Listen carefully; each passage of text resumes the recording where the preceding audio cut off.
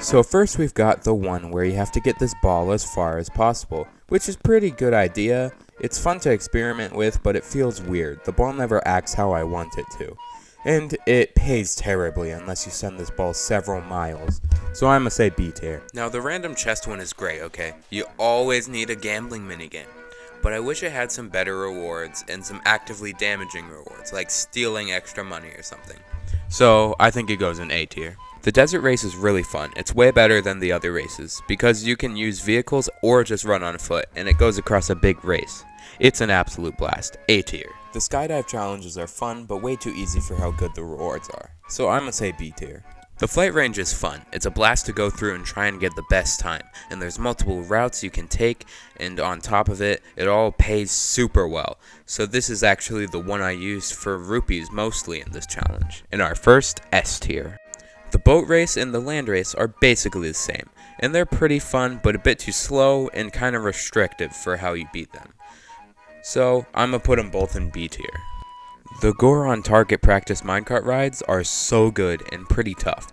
It's a blast to play, and it lets you play it a couple different ways and alter your minecart. It's so good, absolute S tier.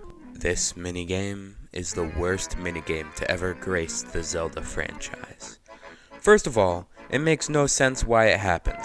Like, you scare a woman, her stuffed animals go everywhere, and then she says she'll pay you to get them back, but she wants you to pay her first. But you don't have to pay if you don't help her get them back at all.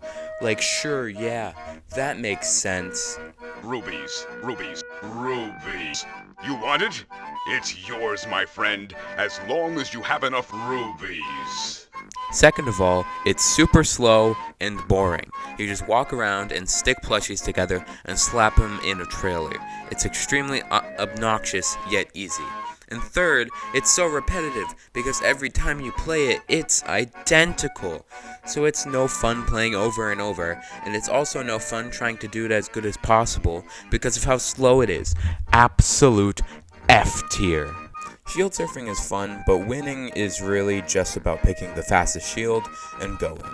It's not too hard, but it is the only reliable way to get shields, so B tier.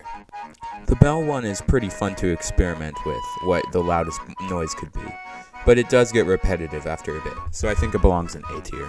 The Rito training minigame is fun and randomized. It has randomized locations and higher point pillows. So it's pretty fun, but it's kind of just a reaction time test. So B tier, I think. The wing one is kind of meh. It's something you could make yourself in the game and make it better. So this minigame seems pointless and easy. B tier. Okay, that's it. So what were we doing before this? Oh, right. Now I remember.